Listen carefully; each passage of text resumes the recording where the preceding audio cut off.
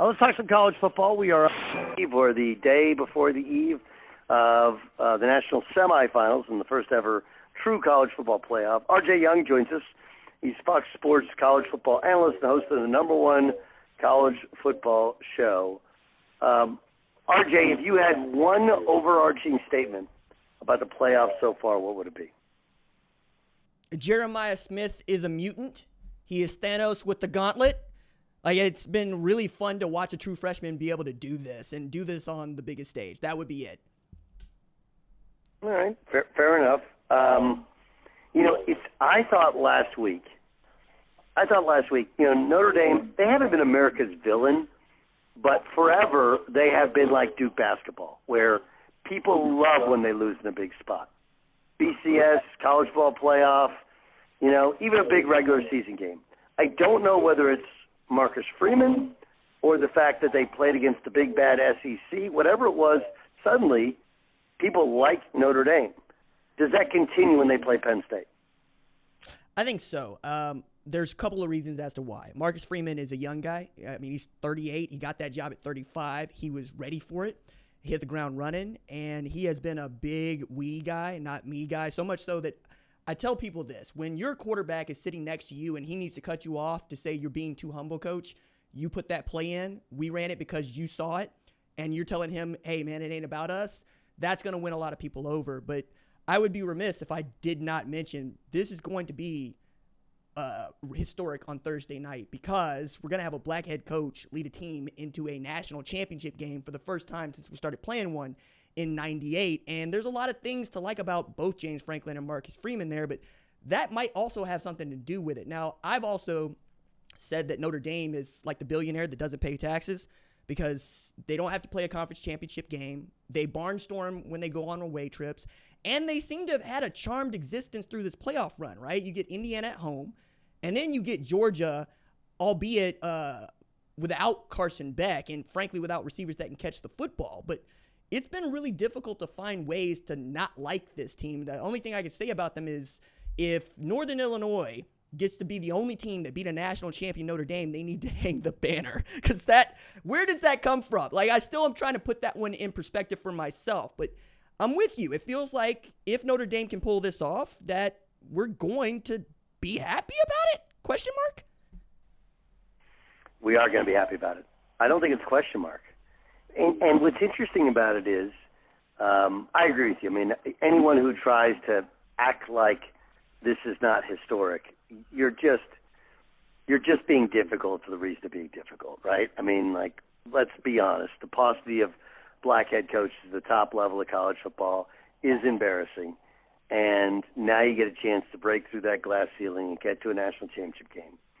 That said, it does feel like James Franklin does not receive the same amount of adulation, right? The same amount of good vibes. Why is that? It's curious because I didn't know that James Franklin wanted to be known as the guy that he apparently was in 2019. So they did this HBO 247 thing.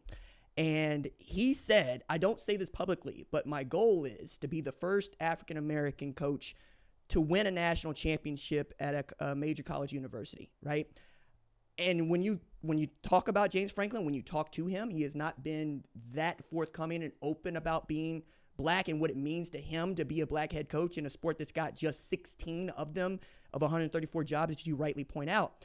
I think that's it, man. It's until I knew that he wanted this, it's been difficult because it's one thing for people to push you out in front.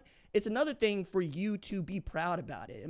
You know this about me, Doug. I have always led with it because I think it's a very cool thing. And it's my legacy. It's my family. It's who I am. It's part of me growing up.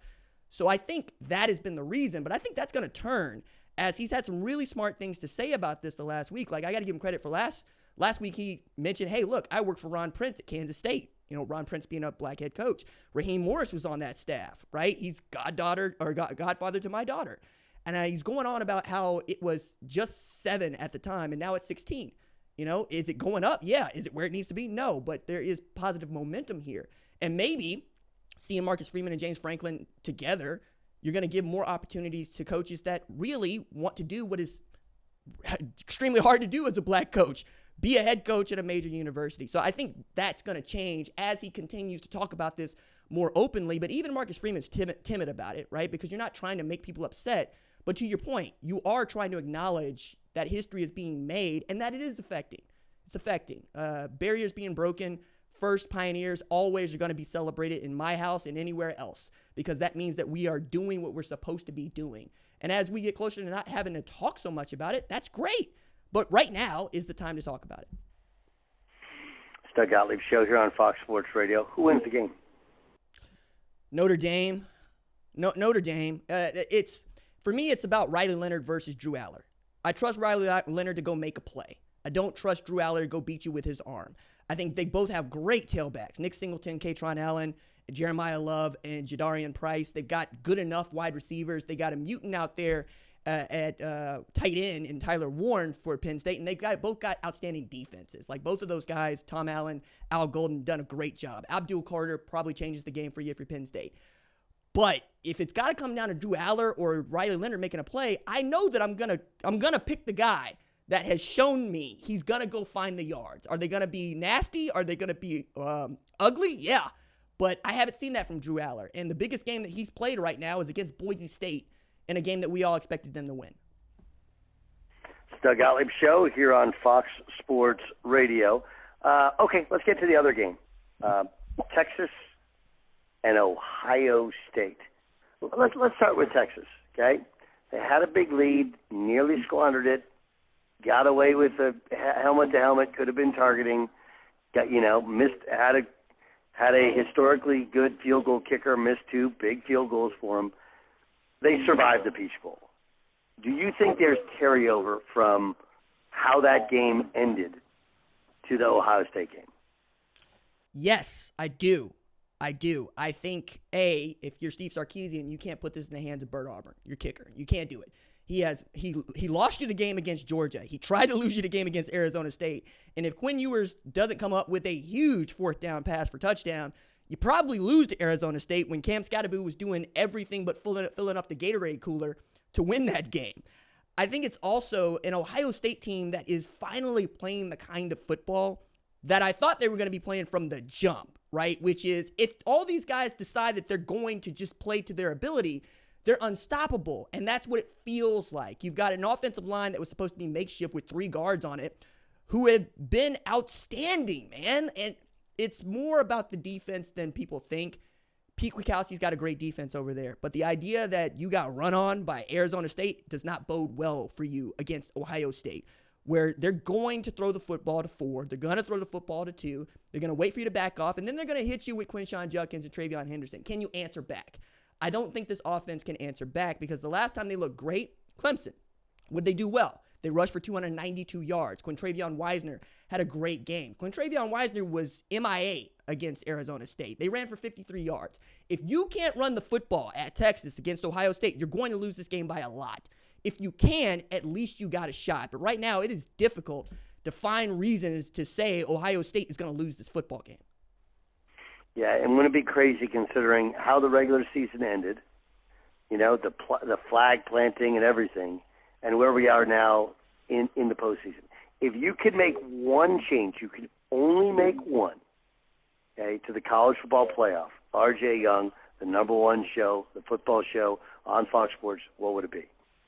We would have 2 home games. We would play a first round and a second round at home. We would make that home field advantage one you want to win, and we wouldn't allow for things like the number 1 through number 4 seeds getting bounced before the semifinals, because I don't think it's so much the lopsided nature of the seeding.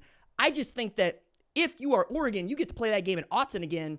Maybe it goes differently because it did the first time, right? I think that playing at home is the coolest part of being a college football fan, and it's the best part of our sport, and we should do more to showcase that. I've never been a proponent of the bowl system.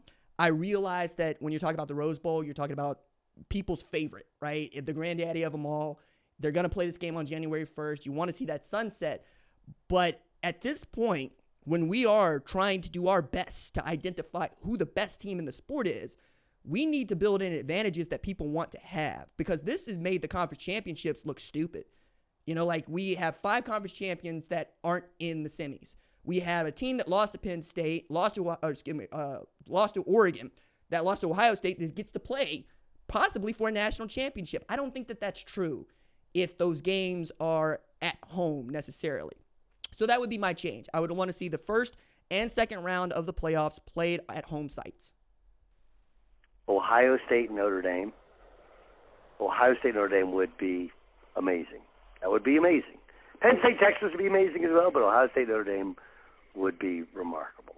RJ, you're the best, man. Thanks for joining us. Love your energy. Appreciate you being our guest on Fox Sports Radio. Doug, I appreciate you, man. Have a very good day.